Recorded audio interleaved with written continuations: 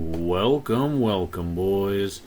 This is going to be a video that Panzer Platform requested I make. It's going to be in reference to my Corvette, other Corvettes, and he asked, well, I guess first, he states, I've been watching your annual Corvette summer vacation meets for like 4 years now. Kind of want a Corvette now. What year body style should I get? I kind of like the first year of the non-pop-up headlights. Was that C5? But I also like the last year of the front engine. Is that C7? And is the current one a real Corvette, or did they ruin it with the rear engine Euro impersonation specs? Can you make a video about this, please? Well, the first thing I'll address is the last year of the pop-out headlights was a C5. The first year without them is the C6. He is correct that the last year of the front-engine rear-wheel drive vehicles is the C7, and the current generation is the C8. So with that said, the next thing that he is asking is, what is the best model? Coupe? Hardtop fixed roof? T-top removable glass roof stored in trunk / hatch? Convertible? What is the best base model naturally aspirated engine? Is it the 460 horsepower, 460 torque one? Is the base model Z51 package really that different than a base model without the Z51 package? And how about a collab with Mr. Black, P&W Car Mods and Maintenance? Well, I'm going to be rolling with this video solo, but to answer his question, it really depends on which style you like, if you want the base model, the hardtop, or if you want the convertible or the target top. Now, when he's referring to base model 460 horsepower, I believe he's referring to the later C6 generation, where they had the LS3 as the standard engine, because they originally started with the LS2. The LS3's got pretty close to that horsepower. And is the Z51 really that different than the base model without the Z51? Well, the Z51 is the performance package, which gives you beastlier brakes, a stiffer ride for better handling, and if you have the 6-speed manual, you get different gearing ratios. You can also opt in for the selectable ride control. It's a magnetic ride control where you can go comfort for touring or for performance. So if you go with just the stock suspension, as in there is no Z51 package, it is a more comfortable ride in general. So that would be for your old people who need a super comfort ride but want a Corvette just for the funsies. The Z51 is a rougher ride, but I've been driving Corvettes since I was 18, and to me that was just normal. So I don't consider that a harsh ride at all. Now, compared to my BMW or something, as I have aged, I have noticed it is a bit harsher. So do with that information what you will, but again, you can split the difference and get the magnetic ride control, where you can select it to more comfort or more sport-oriented. Alright, so why am I talking about this, and how am I any sort of an authority on it? Well, for that, we have to go back in time, and we're going to Tarantino this. So we've talked about the C6, we're going to go back in time, and we're going to come back to the C6. Now, the first Corvette that I had ever seen up close and had a real practical experience with was my parents' old 1977 Corvette. It was an orange 3rd generation Corvette. I was in either the 4th or 5th grade when they got this thing. They bought it, I believe, used from Sapah or some dealership that was local. And they drove that. Me and my sister would ride in it. I know my mom would take us to her work, and then we'd have to both of us pile in that thing sometimes. Of course, we were smaller, so we could fit in it.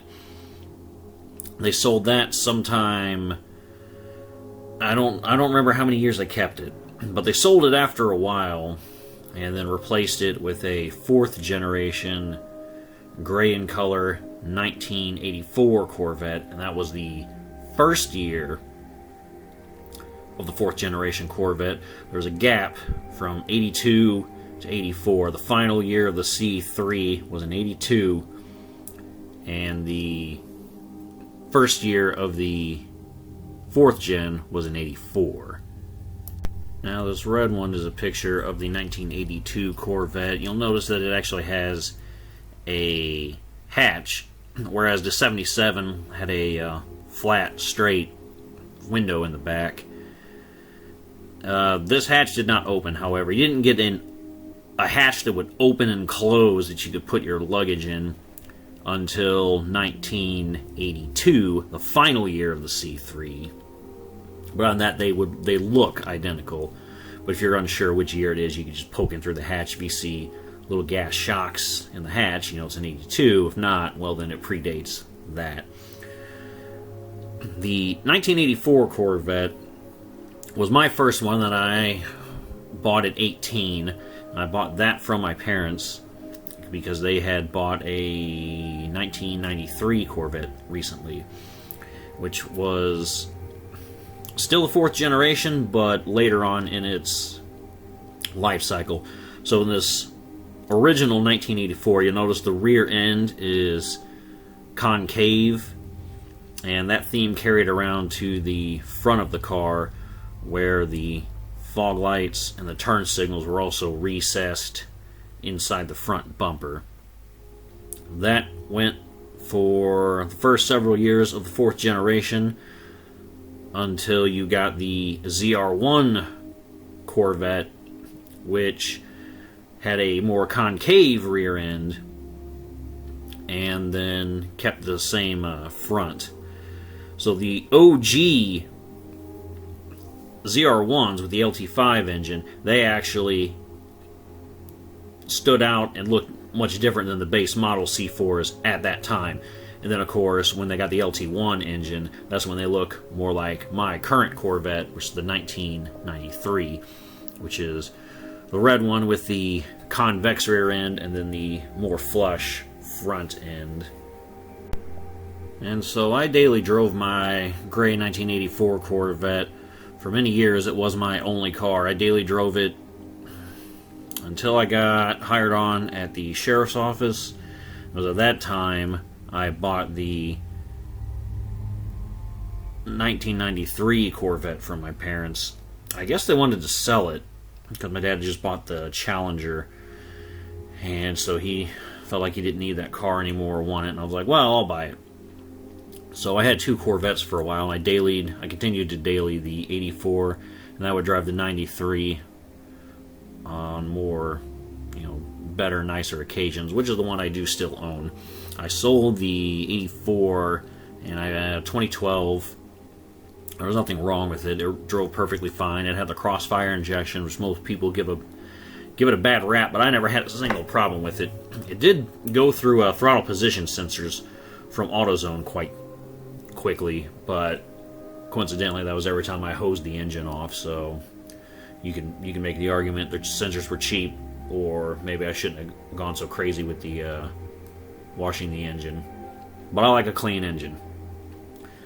And so, reference what Chuck was asking about earlier, these Corvette meets I go to, you can see in this picture I've been going to Bloomington Gold since 2011. It's a big Corvette show. It started in Bloomington, Illinois, where you could go and have your Corvettes Gold certified and judged.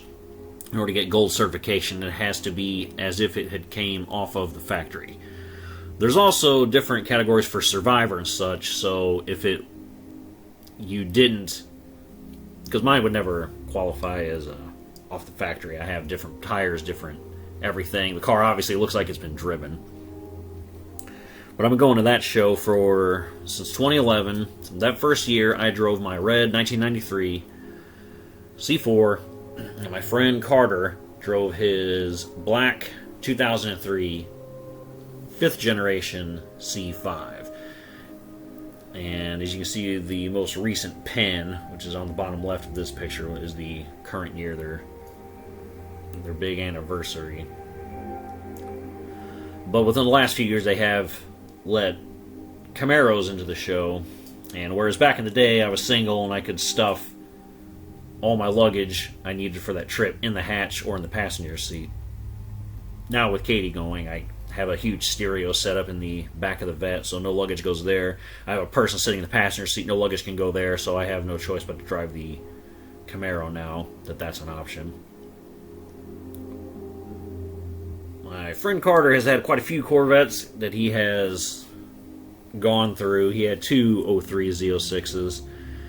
He had a 1970 Z3 and I want to say 08. I may be incorrect on the year.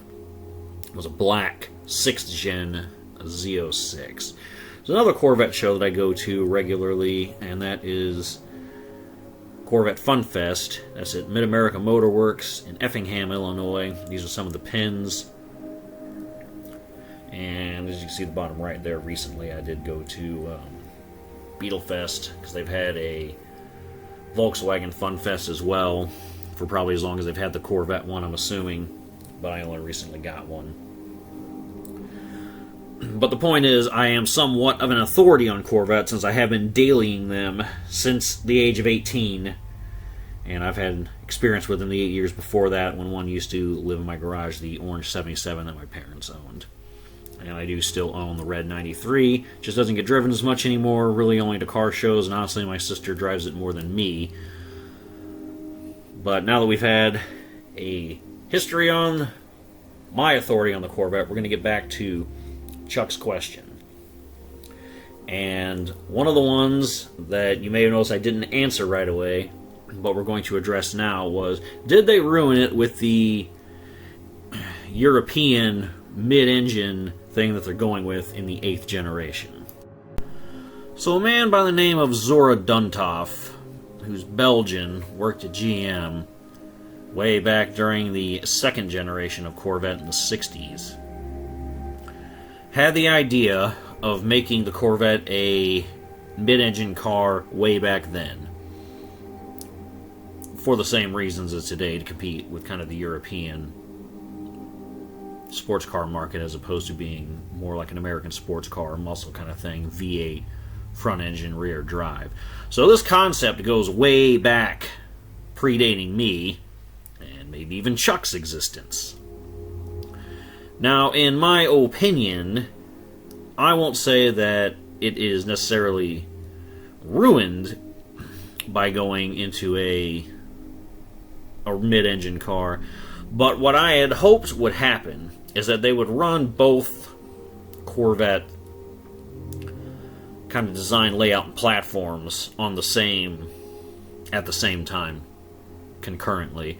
So I had hoped that if you wanted a Z06 or ZR1, the high-performance Corvette, that you would get your mid-engine vehicle, and if you wanted to stay kind of like the OG traditional type of Corvette, that you could get the traditional C7 style front engine rear drive. Or I had hoped that the other thing that was going to happen was they would, when they got rid of the Camaro, they would essentially just redesign another Corvette to be Camaro. So instead of the Camaro looking like what we know it as, they would have just taken everything from Corvette that was front engine rear drive and made it the Camaro, while keeping the mid-engine setup as the Corvette. So either of those is what I had hoped or thought that GM would do, but instead they went all in with the mid-engine vehicle for Corvette and are axing the Camaro. But those are my thoughts on that. Now, going back to Chuck's question about what's the best model, and he's referencing the fixed roof coupe, target top, or convertible. This goes back to answer. We have to explore the C5 first. So, after my generation of Corvette ends in 1996, you get the C5 Corvette. The base model had an LS1. You could get it in either convertible, or target top, or fixed roof coupe. So if you look at the picture, the top left Corvette in silver has a targa similar to mine, where you can press it. So the Z06 truly was the enthusiast's car. Now, prior to the Z06, there are some, like I had mentioned before, out in the wild, non-Z06 fixed roof coupes. There's a guy named Craig that I see every year, with the exception of last year, or I guess this current year, at Bloomington Gold, who had a silver non-Z06 fixed roof coupe. One of the only ones I've ever seen. That's how rare they are. But he had one, and he's the only one that I've ever seen with it. So generally, if you see a fixed roof coupe C5, you know it's a Z06, but if there's no Z06 badging on it, and you don't see that little vent in front of the rear wheel, then you know it's just a base model with a fixed roof coupe. Very rare. But you do get the advantages of the lighter and stiffer, better handling vehicle, because the C5 is not unlike my C4, where if you do take the target top out, it does suffer from reduced handling. The chassis does flex quite a bit, and you notice it more if you drive in like St. Louis pothole streets, where every time your suspension is, the whole car is never sitting level, it flexes all over the place. And if you park the car kind of cockeyed, where your suspension is flexed and your chassis is flexed, if you try to remove the roof, I mean, it can be done, but it doesn't want to go back in very easily because of the chassis being so badly flexed. So you do have to like park it on level ground to reaffix the target top. At least in my C4, C5, I'm assuming is the same way, because just like with my generation Corvette, the convertibles do have a bunch of extra reinforcements under the vehicle, which adds weight to it, but it reduces the chassis flex, since you no longer have a roof to make a triangular type shape if you're looking at the vehicle from the back to, or if you're looking at it from the side, to keep its stiffness and rigidity. And the hydroformed frame made of steel was for that entire 5th generation. It wasn't until the 6th generation Corvette that Chuck is interested in did the high-end models get an all-aluminum hydroformed frame. That was the Z06 and the ZR1. So just like the previous generation, the Z06 was the lightest. It had the all-aluminum frame with the fixed roof coupe, manual transmission only, and then the ZR1 was essentially the same, aluminum frame, fixed roof coupe, but it had some carbon fiber parts. It had, I think you could also get them Kevlar, but that might have been just the Z06. You could get your fenders out of either Kevlar, and then there was that clear spot in the hood where you could see the intercooler for the C6's ZR1's supercharger, because it had an LS9, and the LS7 was in the Z06.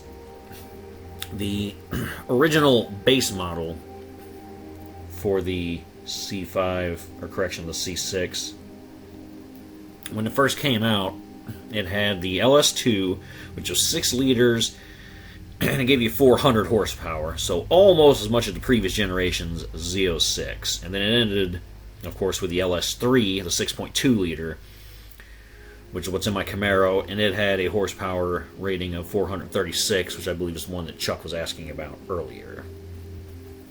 So the first year C6, I would not recommend getting. Not only does it have a lot of interior bits that were carried over from the 5th generation, for example, the steering wheel. The first year the C6 came out, it actually has the 5th generation steering wheel, where it's kind of like a sad-looking octopus. And then the later ones look like the parts bin, like what you find on a Cobalt or something, where it's that 3-spoke steering wheel.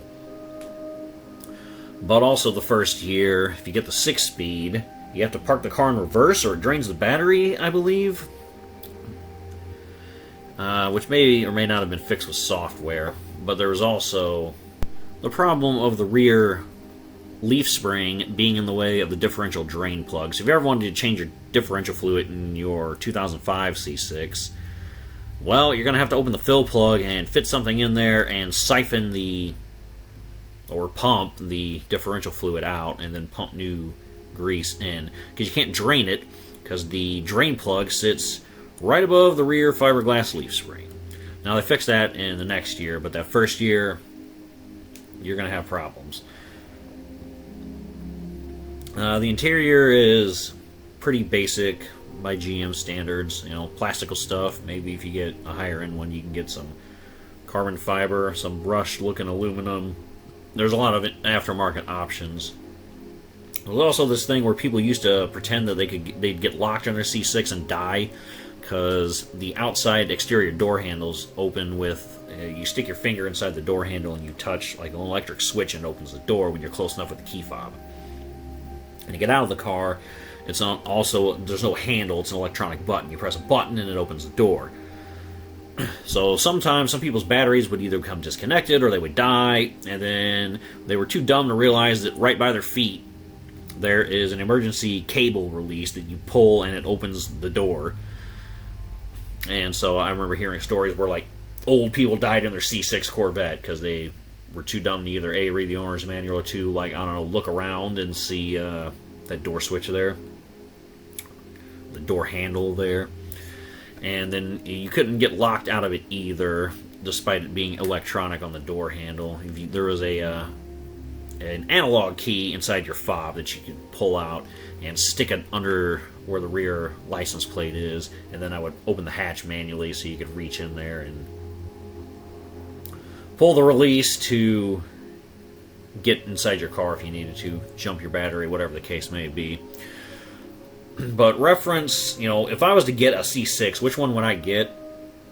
Well, if you're an absolute broke hoe and you just want a base model C6, then I guess just get the 2006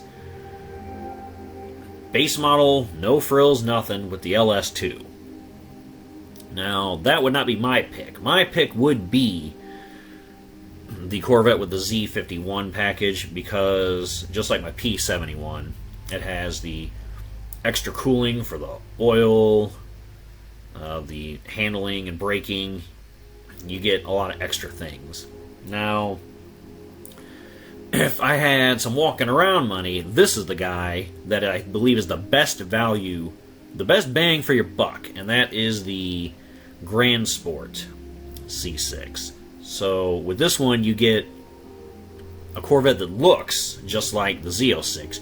You got the front splitter, you got the vents on the side, you've got that hood scoop, you get the LS3, same engine my Camaro has, with the dry sump lubrication system. You can get a Targa, you can get convertible, has the steel frame. That's the best value, best bang for your buck is the Grand Sport. You get all the extra little goodies, the good brakes, all that stuff that your Z06 would get. You just don't get the big engine and the aluminum frame.